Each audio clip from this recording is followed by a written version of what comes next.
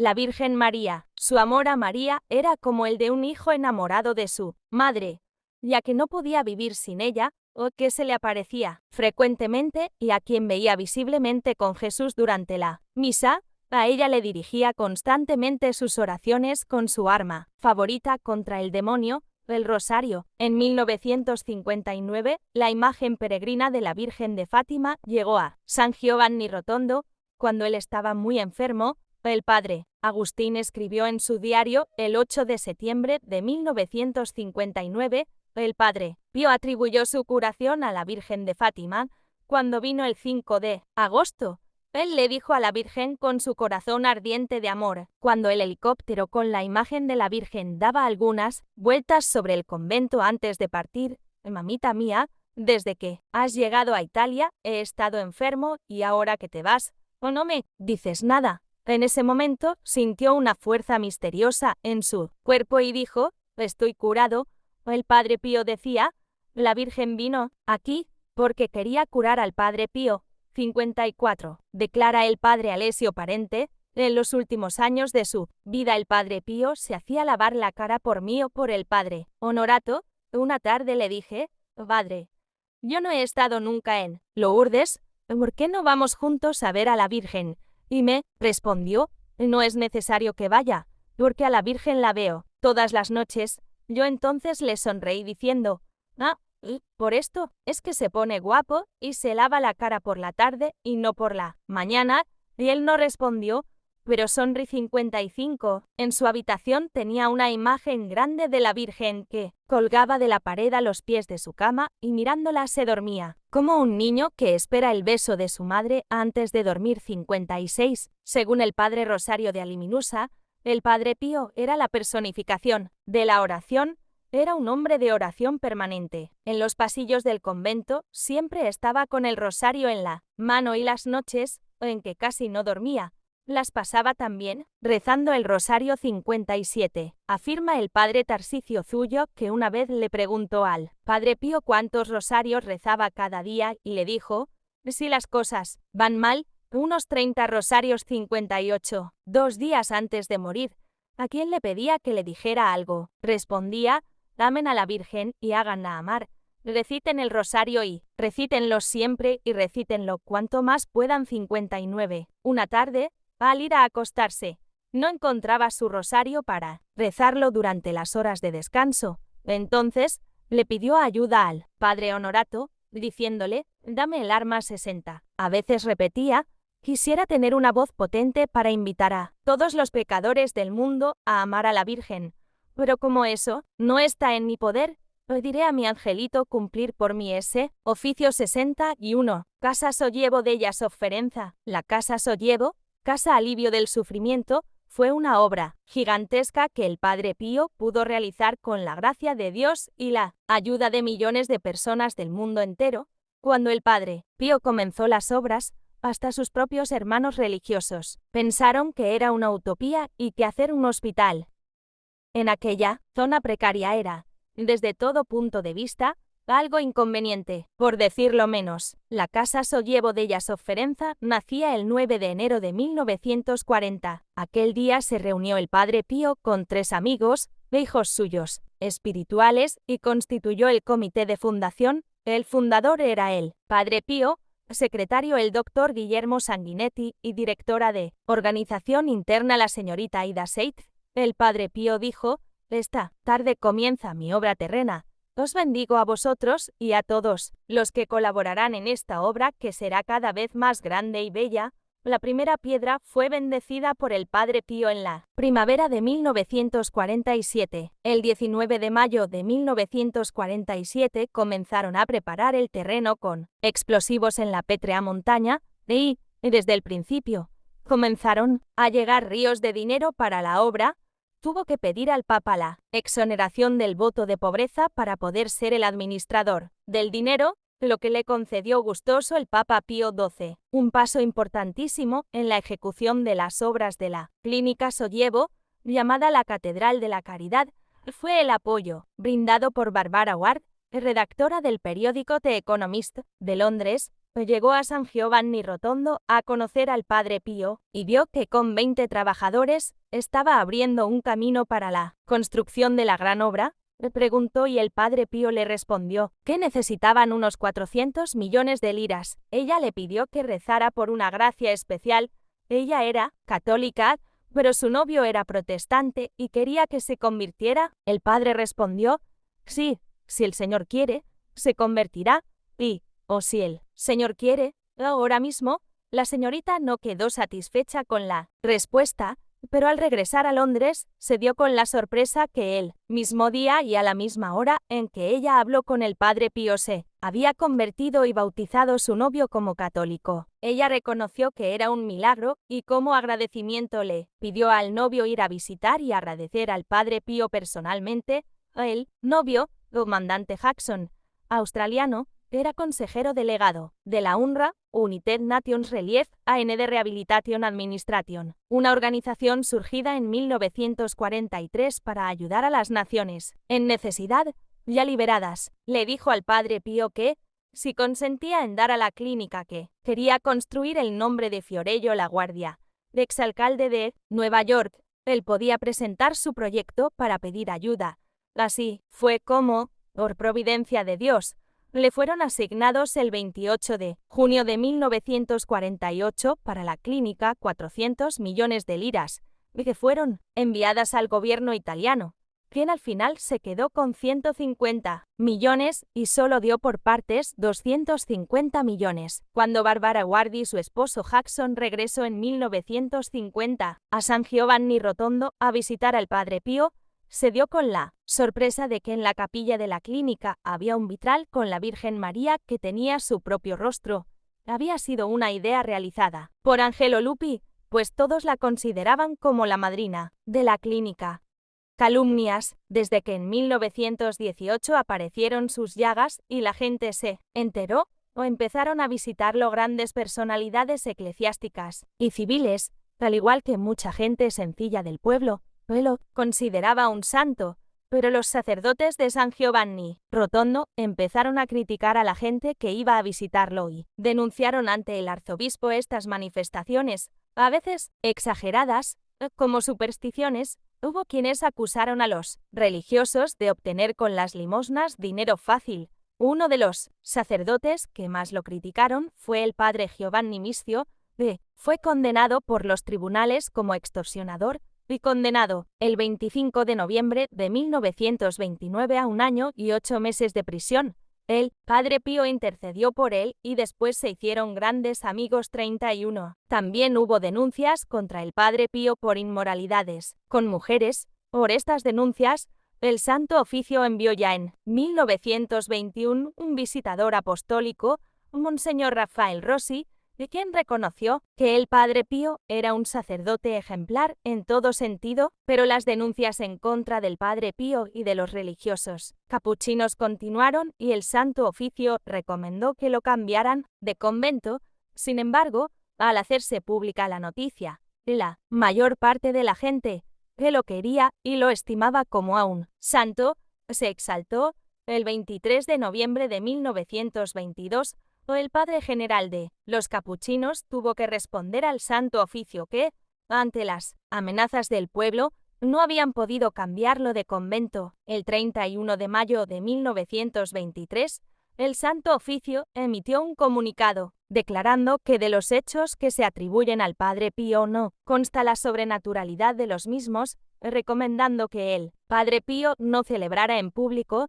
El 25 de junio de 1923, el Padre Pío celebró la misa en una capilla interna del convento, pero en la tarde, unas 3.000 personas del lugar se manifestaron para pedir que celebrara la misa en público. El superior tuvo que ceder ante las amenazas. El 10 de agosto de ese año, 1923, después de la bendición eucarística, el Padre Pío estaba en la sacristía y se le acercó un joven con un revólver. Se lo apuntó al pecho gritando, «Sí, no podemos tenerte vivo, te tendremos muerto». Gracias a Dios fue desarmado y no pasó nada, pero el Padre Pío quedó conmovido y preocupado de que, por su culpa, pudieran ocurrir graves desórdenes. Si los superiores insistían en su traslado a otro convento, los superiores tuvieron que desistir. Pero las denuncias y calumnias de los enemigos del Padre Pío y de los capuchinos no cesaban, y el Santo Oficio tomó una medida extrema. El 23 de mayo de 1931 emitió un decreto por el que se le quitaban al Padre Pío todas las facultades ministeriales. No podía confesar a nadie, ni siquiera a los religiosos del convento, y solo podía celebrar misa en privado y a solas en una capilla interna del convento. Esta decisión fue como una segregación de toda actividad exterior, pues pasó 2 años recluido en el convento, donde se dedicaba a leer libros espirituales, ascéticos y místicos, y, sobre todo, a orar. Todos los días celebraba la misa, acompañado por un solo acólito, durante unas 2 o 3 horas. Esta situación duró hasta el 14 de julio de 1933. Después de algunos años de relativa calma, las cosas volvieron a empeorar en 1960. La peor acusación la recibió de Elvira Serritelli, una señorita psicológicamente enferma que ya había calumniado a otras personas y que aseguró bajo juramento que había sido durante casi 10 años la querida del Padre Pío, el Padre Justino, o de su comunidad, y el hermano Fray Maseole. Creyeron y colocaron 2 equipos de grabación en la celda del Padre Pío y en la hospedería, buscando pruebas confirmatorias, todo lo cual llevó de nuevo al Santo Oficio a enviar otro visitador apostólico, Monseñor Carlo Maccari. Como conclusión de la visita, el Santo Oficio decidió que el Padre Pío celebrara la misa a distintas horas para evitar la asistencia masiva de público, quedándole prohibido hablar con mujeres y debiendo evitar los superiores cualquier manifestación de devoción hacia su persona. El Padre Pío tomó siempre con espíritu de obediencia estas disposiciones, rezando por sus calumniadores. Dones sobrenaturales. Bilocación. Es la presencia simultánea de una misma persona en 2 lugares diferentes. Algunos teólogos dicen que en uno de esos lugares está solo en apariencia, pues su ángel toma su lugar. O sea, como fuere, este es uno de los dones en que más sobresalió el Padre Pío. Pero solo referiremos 2 casos. Hacia fines de 1919 el Padre Pío estaba un día quitándose los ornamentos en la sacristía, y había un señor que lo miraba fijamente. Decía: «Sí, es él, no me equivoco». Cuando la gente salió, se acercó, se puso de rodillas y llorando, le dijo: «Padre Pío, gracias por haberme salvado de la muerte». El Padre Pío le puso la mano en la cabeza y le dijo: «No a mí, hijo mío, sino a nuestro Señor y a la Virgen dale las gracias». Después estuvieron hablando unos minutos. Al salir, algunos le preguntaron qué había sucedido y relató: «Yo era capitán de infantería y un día en el campo de batalla había un terrible fuego. Cerca de mí vi un fraile pálido, de ojos vivos y bellos, que no tenía el distintivo de capellán y que me llamó, diciendo: «Capitán, aléjese de ese lugar, venga aquí». Voy hacia él, y en ese momento, en el lugar donde estaba primero explotó una granada que abrió un gran hoyo. Si hubiese estado allí, hubiera volado por los aires». Quise agradecerle al fraile, pero ya había desaparecido.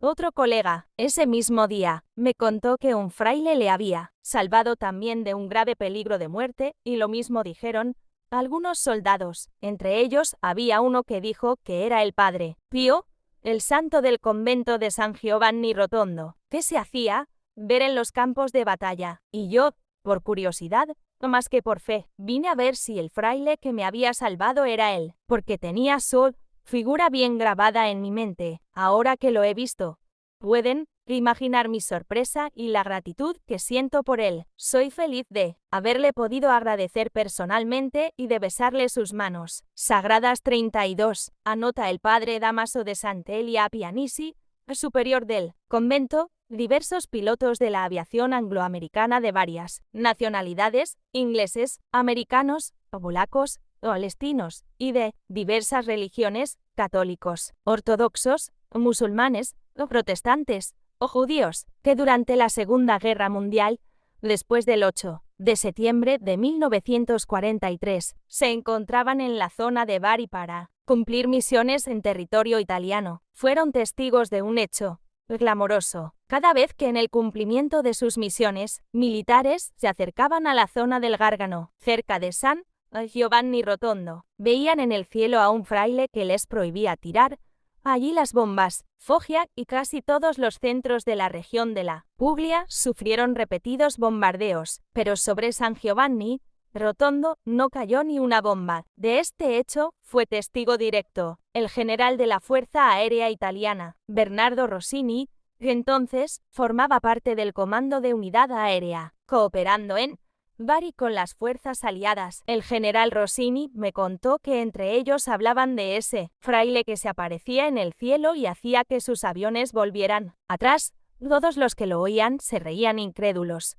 Pero, como el episodio se repetía y con pilotos diversos, intervino el comandante general en persona, tomó el comando de una escuadrilla de bombarderos para destruir un depósito de material bélico alemán que estaba precisamente en San Giovanni Rotondo.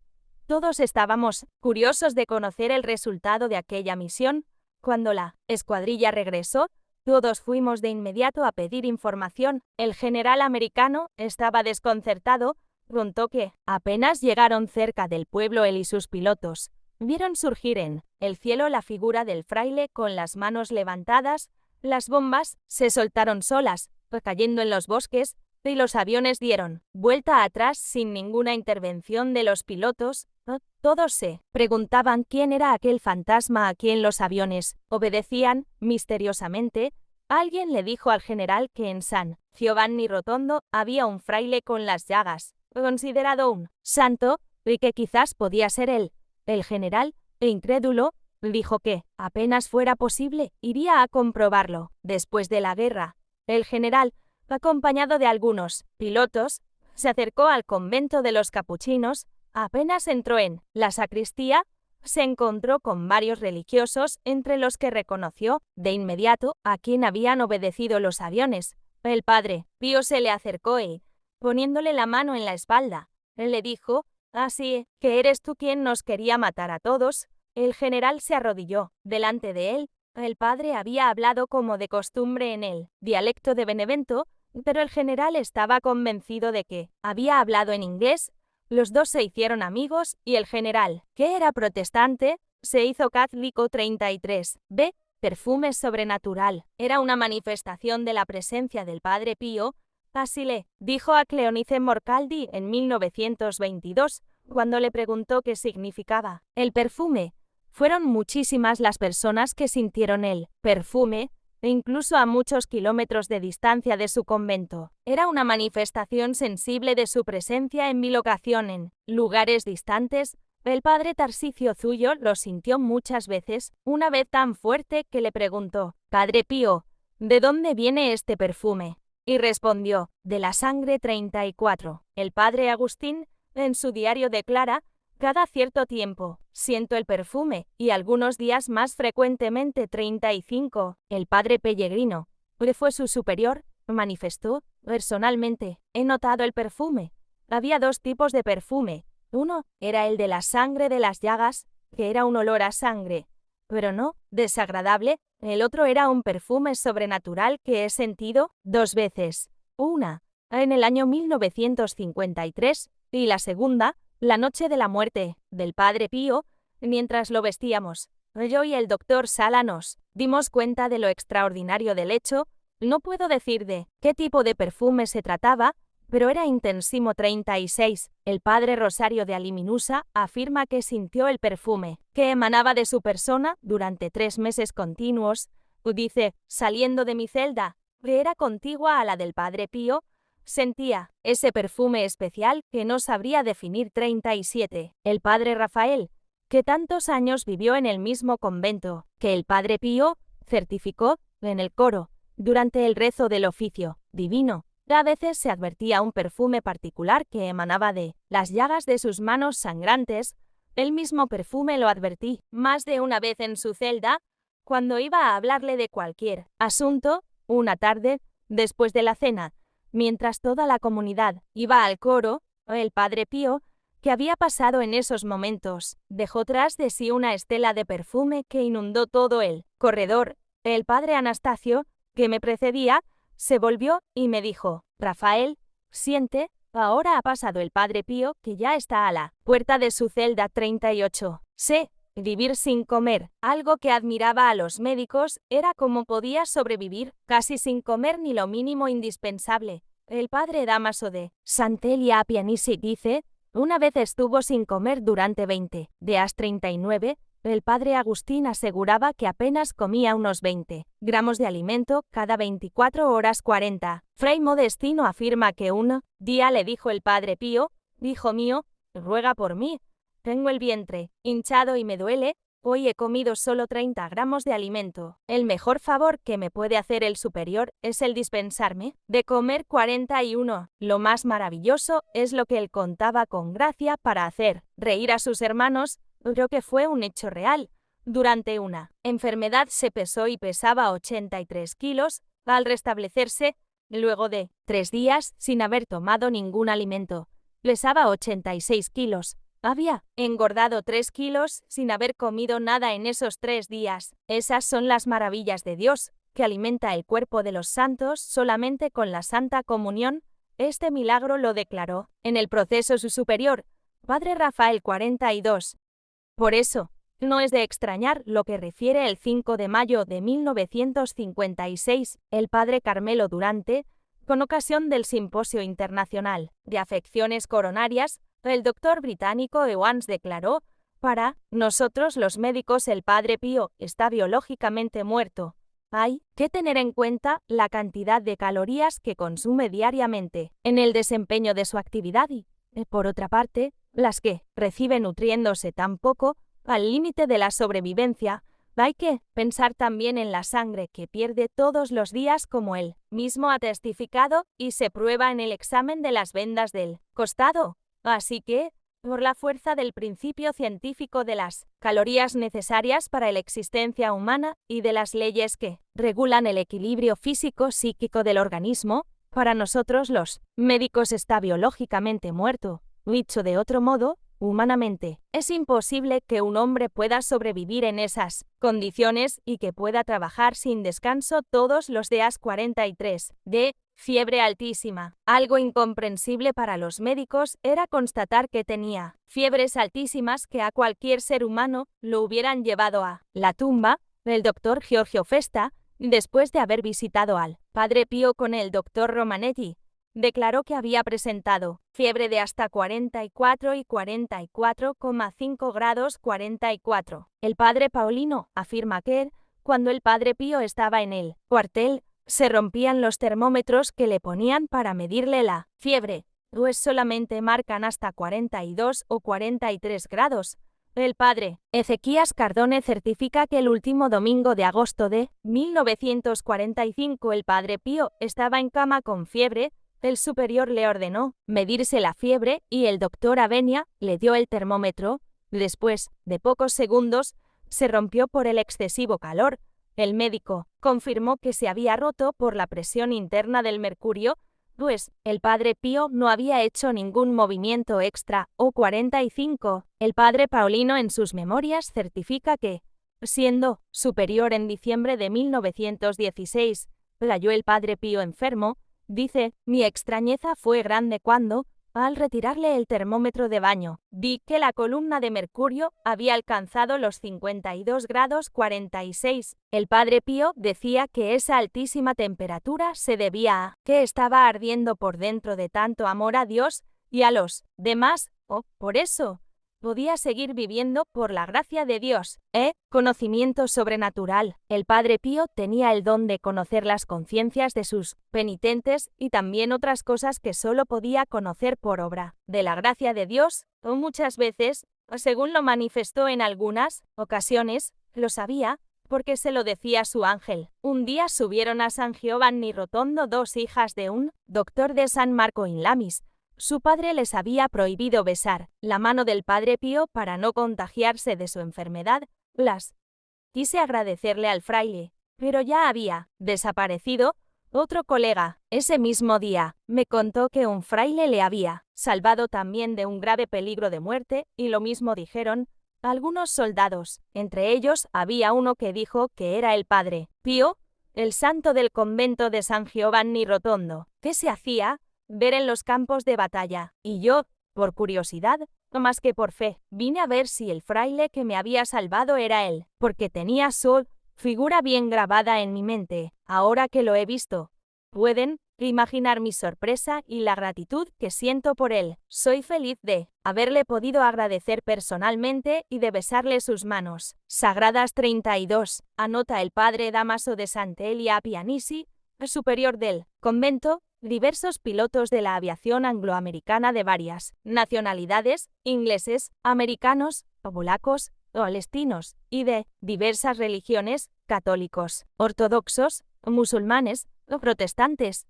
o judíos, que durante la Segunda Guerra Mundial, después del 8 de septiembre de 1943, se encontraban en la zona de Bari para cumplir misiones en territorio italiano, fueron testigos de un hecho clamoroso. Cada vez que en el cumplimiento de sus misiones militares se acercaban a la zona del Gárgano, cerca de San Giovanni Rotondo, veían en el cielo a un fraile que les prohibía tirar allí las bombas. Foggia y casi todos los centros de la región de la Puglia sufrieron repetidos bombardeos, pero sobre San Giovanni Rotondo no cayó ni una bomba. De este hecho fue testigo directo el general de la Fuerza Aérea Italiana, Bernardo Rossini, que entonces formaba parte del Comando de Unidad Aérea, cooperando en Bari con las fuerzas aliadas. El general Rossini me contó que entre ellos hablaban de ese fraile que se aparecía en el cielo y hacía que sus aviones volvieran atrás.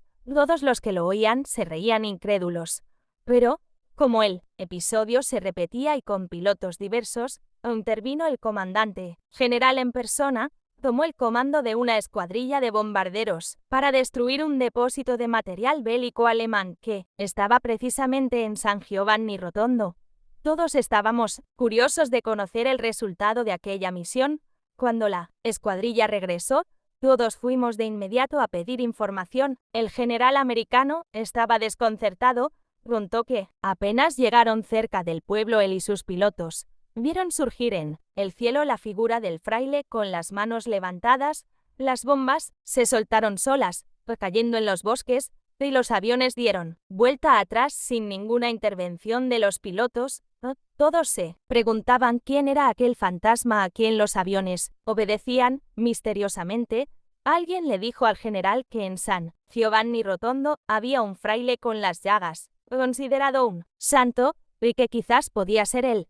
El general, incrédulo, dijo que, apenas fuera posible, iría a comprobarlo. Después de la guerra, el general, acompañado de algunos pilotos, se acercó al convento de los capuchinos. Apenas entró en la sacristía, se encontró con varios religiosos, entre los que reconoció de inmediato a quien habían obedecido los aviones. El padre Pío se le acercó y, poniéndole la mano en la espalda, le dijo: «Así que eres tú quien nos quería matar a todos». El general se arrodilló delante de él. El padre había hablado como de costumbre en el dialecto de Benevento, pero el general estaba convencido de que había hablado en inglés.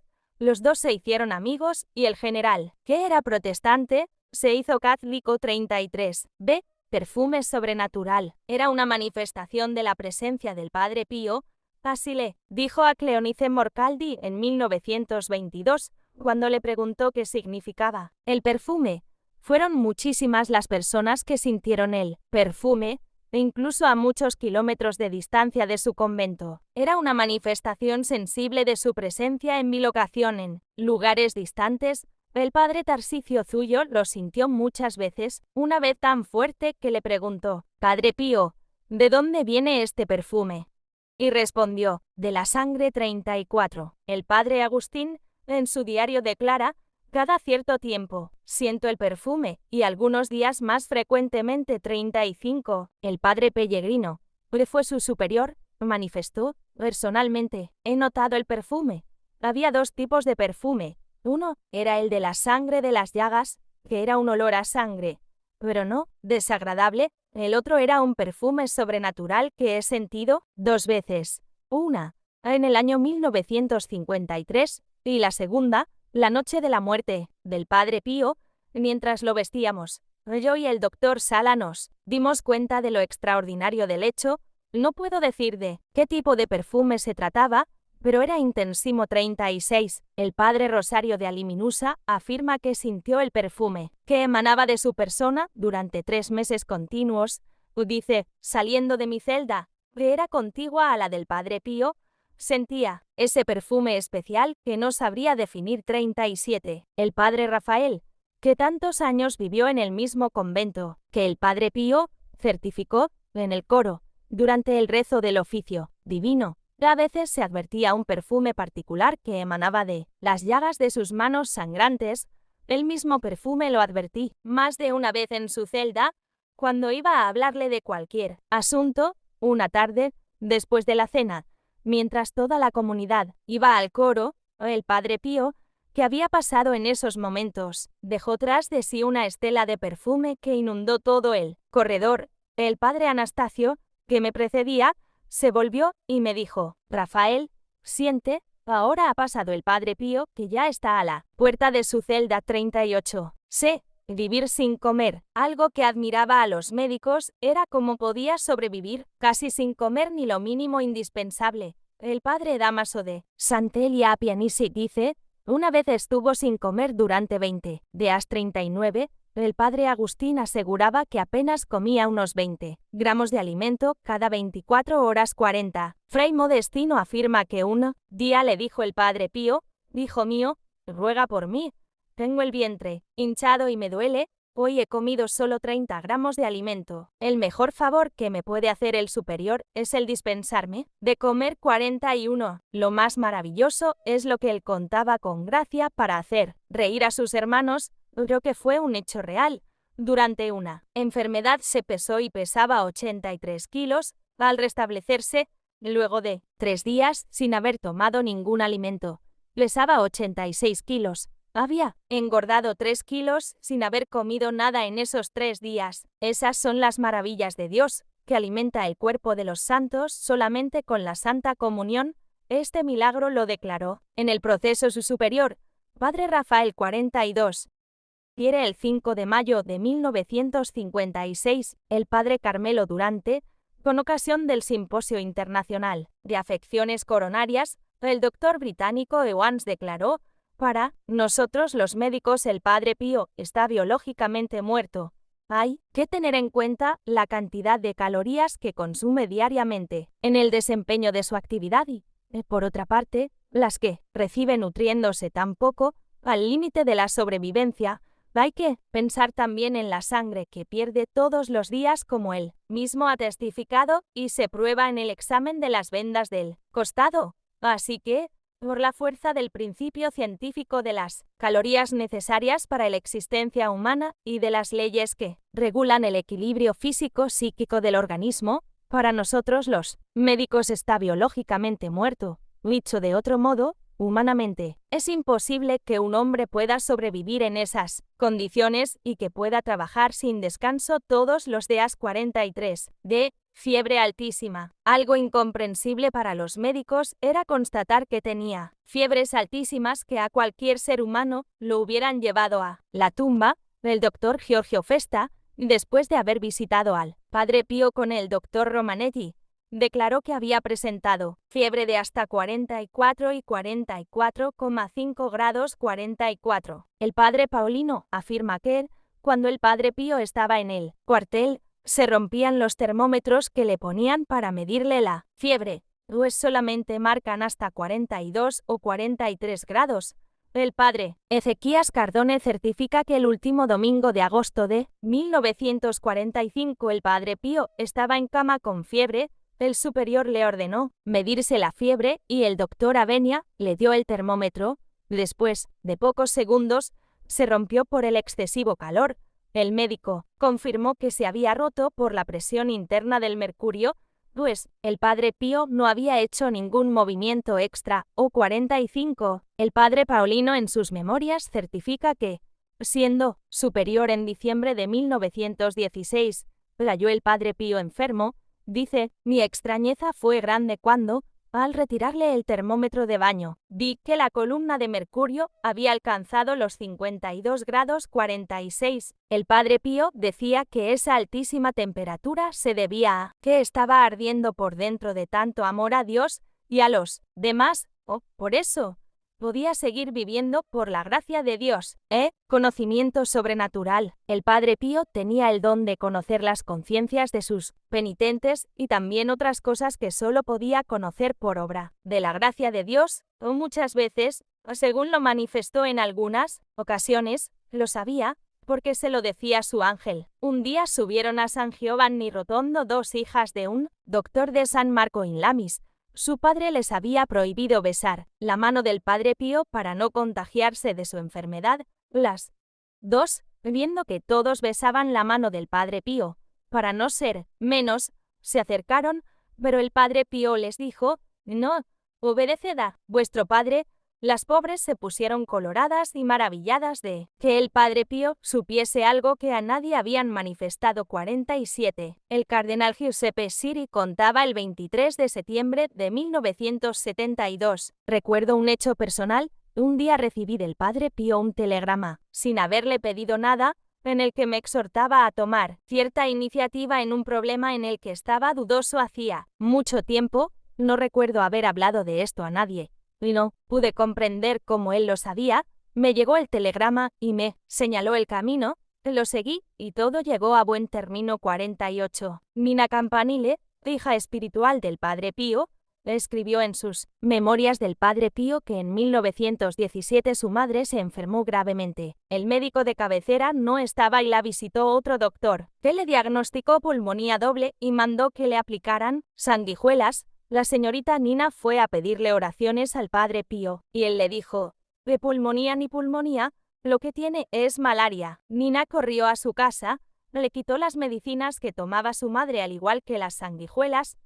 Al llegar el médico de la familia, reconoció que se trataba de malaria, por lo que con un tratamiento adecuado se curó en poco tiempo. 49. Otros dones sobrenaturales que se manifestaron en la vida del Padre Pío fueron el don de profecía, levitación, éxtasis, luces sobrenaturales, y fueron muchos los convertidos por el Padre Pío, algunos solamente con verlo celebrar la misa. La misa, eran tantos los que querían asistir a su misa que el Padre Pío trastornaba los horarios de los hoteles, regulaba los de los autobuses, y atraía cada día, a primeras horas de la mañana, a gentes que se apretujaban en la pequeña iglesia del convento.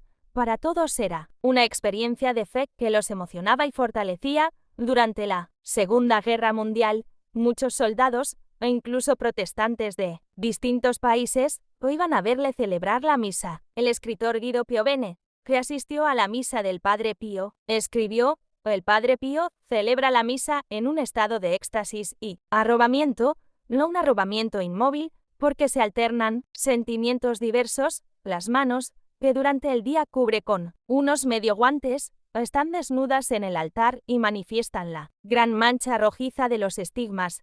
Se ve que le duelen y, especialmente, sufre al arrodillarse como lo pide el rito, agarrándose al altar, pues una sombra de dolor físico aparece en su rostro. Está claro que revive en su cuerpo y alma el sacrificio de Cristo, más que una misa, el suyo es un coloquio con Cristo. Los sentimientos diferentes de alegría o angustia que se notan en su rostro son suscitados en él por los hechos en que participa. He visto al Padre Pío sacarse de la manga un pañuelo, usarlo y, después, dejarlo sobre el altar. Su misa es, al mismo tiempo, trágica y confidencial. Celebrar misa es para el Padre Pío un acontecimiento capital de cada día. En otros momentos, ora y confiesa, duerme poco, come algo de verdura y un vaso de cerveza. Sus ocupaciones son celebrar la misa, confesar y orar. Ellas constituyen en él un valor de función pública. 50. Nino Salvaneschi escribió sobre la misa del Padre Pío. Nunca un hombre de Cristo pudo haber celebrado con mayor sencillez. Ejemplo de Cristo, cuando rezaba en Galilea, palidísimo, los ojos, medio cerrados como el que está viendo una luz demasiado intensa. El Padre Pío celebra la misa como si llegase de una humanidad superior a la nuestra, celebrando en aquel altar sencillo y casi tosco a través de una atmósfera de otro mundo. A su derredor la gente de San Giovanni Rotondo llena la iglesia. La gente se sienta hasta las gradas debajo del altar. No cabe duda, cuando este hombre celebra la misa, está verdaderamente con Dios. 51. El Padre Carmelo, hablando de la misa del Padre Pío en sus últimos 4 años, manifiesta: la misa duraba de 35 a 40 minutos. He visto cómo aquel sacerdote de Cristo revivía y ofrecía con él el sacrificio del Calvario. Parecía no percatarse de las luces, de los flash de los fotógrafos, de todo lo que ocurría en torno a él. Ensimismado totalmente en Dios, miraba la sagrada hostia con sus grandes ojos de los que parecía salir fuera toda su fe y su amor. Se movía sobre sus pies doloridos. Con frecuencia se enjugaba las lágrimas con un pañuelo blanco que el sacristán tenía siempre a mano. A veces no lograba contener y dominar la emoción interior y, además de las lágrimas, temblaba su voz y toda su persona. 52. Algunos forasteros decían: por fin he asistido a una verdadera misa, y eso que la decía en latín, pero se notaba con claridad que no era él el único que asistía en el altar, pues le asistían presencias invisibles. El padre Vicente de Casacalenda declaró: uno no se cansaba de mirarlo. Allí se estaba repitiendo el misterio de la pasión. Parecía que había nacido para celebrar la misa. Cuando levantaba la patena y el cáliz, las mangas bajaban un poco y dejaban ver las llagas de las manos. Sobre ellas se posaban las miradas de todos, y, después de la consagración y de la elevación, se advertía algo insólito en su rostro. La gente decía: parece Jesús. ¿Y quién puede olvidar aquel grito? Señor, no soy digno. Se daba golpes de pecho y eran tan fuertes aquellos golpes que causaban maravilla. La gente contenía su respiración. Cuando llegaba la comunión, el divino crucificado se unía a aquel pobre fraile crucificado como él. En 1951 se habían gastado en la obra 450 millones de liras, con los aportes de gente de todo el mundo. El 24 de julio de 1954 comenzó a funcionar, abriendo al público los servicios ambulatorios. El 10 de mayo de 1956 se internó el primer enfermo. Desde principios de 1957 ya estaban habilitadas 300 camas, que estaban siempre ocupadas. En 1972 ya había 900 camas disponibles y fueron hospitalizados 19.462 enfermos. Actualmente tiene 2.000 camas disponibles y es clasificado como Hospital General Provincial de carácter privado con autonomía administrativa. El Padre Pío, por testamento del 11 de mayo de 1960, nombró al Santo Padre como heredero universal de todos los bienes de la clínica, dependiendo así de la Santa Sede. El secretario de Estado del Vaticano es quien nombra al presidente o director administrativo. La obra fue constituida oficialmente como Fundación de Religión y Culto, reconocida por el Estado italiano. Mientras el Padre Pío estaba vivo, visitaba frecuentemente a los enfermos de la clínica. A veces les daba la bendición eucarística y, en algunas pocas ocasiones, les celebró misa. Algunos testigos refieren milagros patentes realizados por el Padre Pío en algunos enfermos. Algo interesante de anotar es que el Padre Pío quería que fuera no un hospital como cualquier otro, sino una casa y un hogar, clínica, un lugar donde los enfermos se sintieran a gusto y estuvieran fortalecidos con los auxilios de la religión. Decía el Padre Pío: en el enfermo está Jesús que sufre, en el enfermo pobre está Jesús 2 veces. Hoy quiso que esa clínica fuera de lo mejor. Por eso, actualmente es uno de los mejores hospitales de Italia. Lleva en vanguardia con todos los adelantos modernos de la ciencia. Grupos de oración. El Padre Pío fundó grupos de oración en el mundo entero. Su origen fue la llamada a la oración que el Papa Pío XII hizo el 27 de octubre de 1940 en plena Guerra Mundial.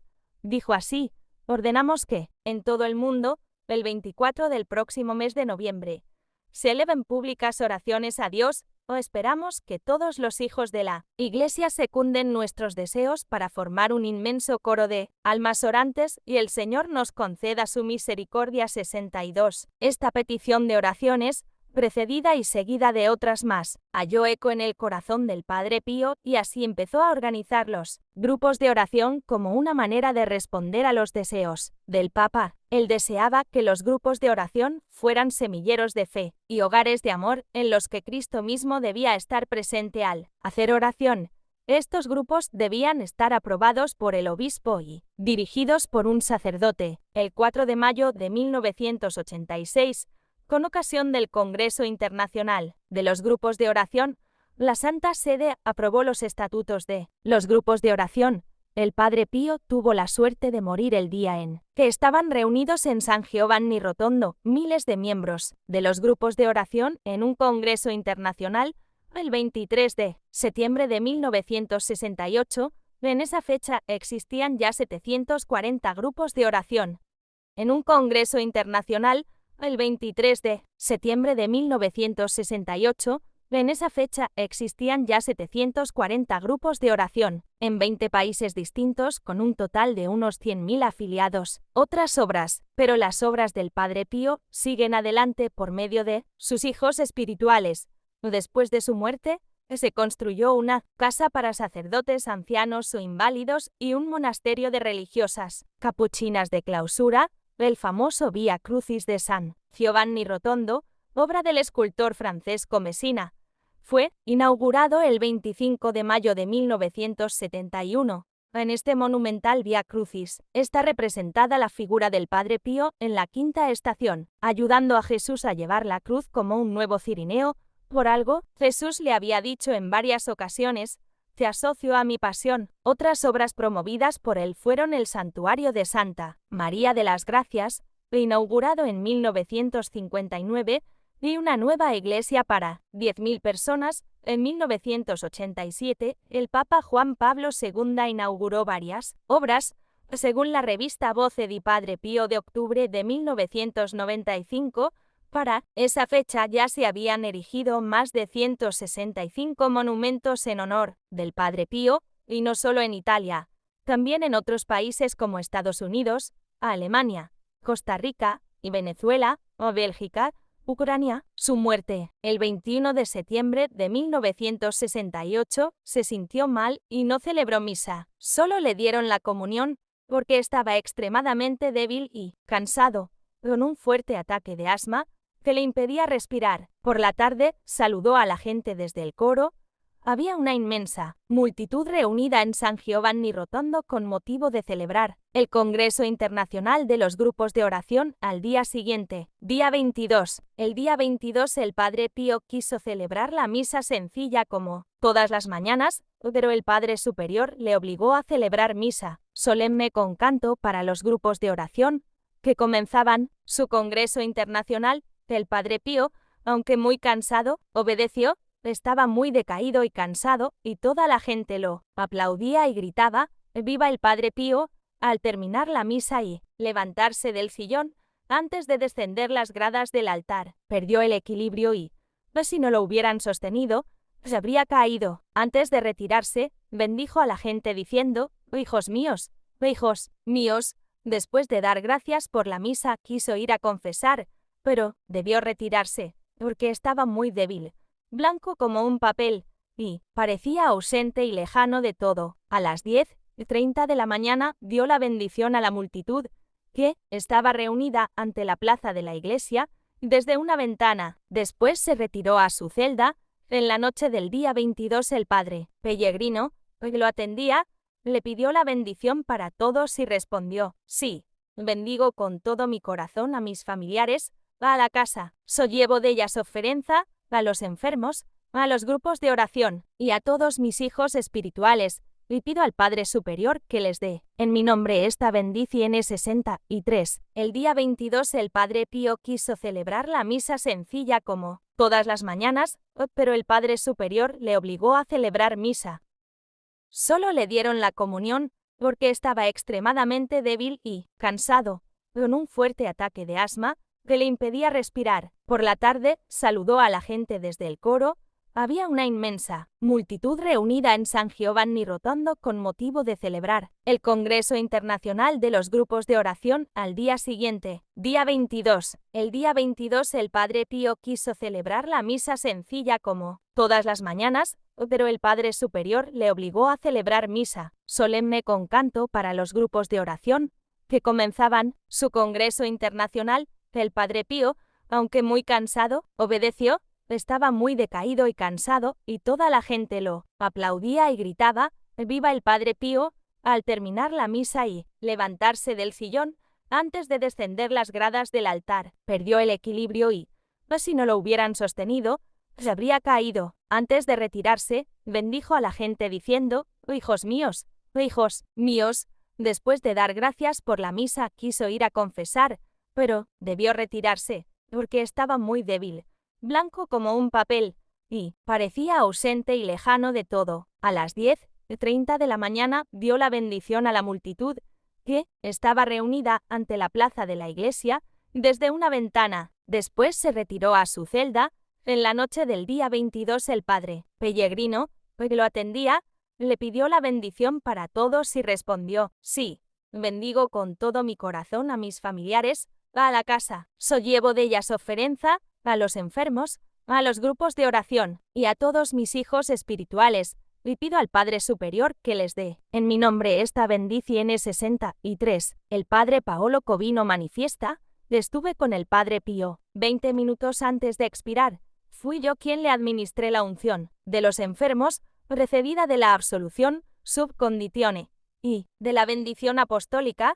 Estaba muy fatigado y respiraba con mucha dificultad, no respondía a las oraciones y estaba sentado. En el sillón donde murió estaban presentes el Padre Superior, Padre Carmelo, Padre Rafael, Padre Mariano Paladino y otros hermanos. También estaba el doctor Sala, médico personal, y el doctor Guso, director de la Casa Sollevo, algún otro doctor y 2 enfermeras. Murió repitiendo los nombres de Jesús y María el 23 de septiembre de 196.864. Al morir el Padre Pío le desaparecieron las llagas. El cardenal Corrado Ursi declaró en San Giovanni Rotondo el 25 de mayo de 1971.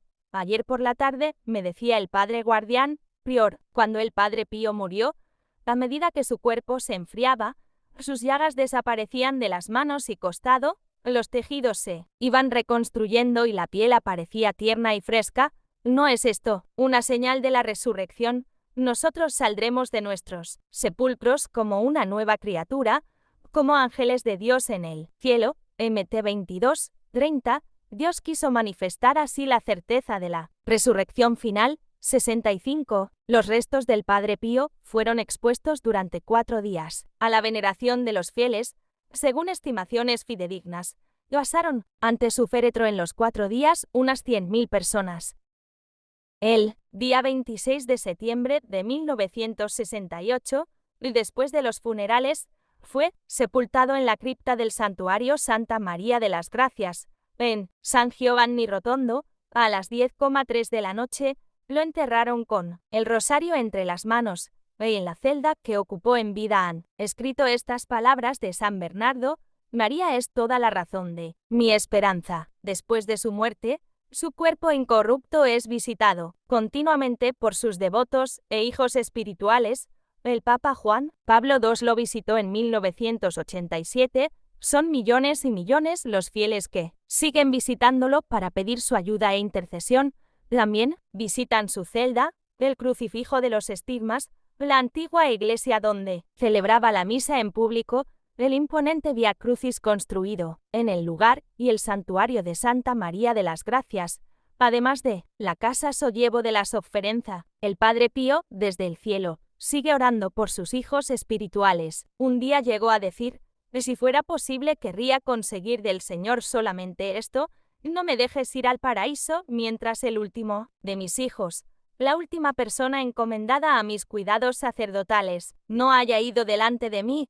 He hecho con el Señor un pacto de que, cuando mi alma se haya purificado en las llamas del purgatorio y se haya hecho digna de entrar en el cielo, yo me coloqué a la puerta y no pase dentro hasta que no haya visto entrar al último de mis hijos, 66. Después de su muerte, Dios siguió haciendo milagros por intercesión del Padre Pío.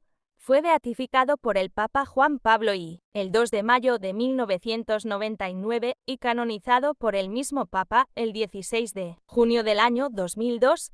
Sus restos fueron exhumados el 28 de febrero de 2008 y su cuerpo fue encontrado incorrupto. El 24 de abril del 2008 fue colocado en una urna de vidrio para la veneración de los fieles. Solo a su rostro le han colocado una máscara especial de cera, hecha en Londres, de acuerdo a sus facciones naturales.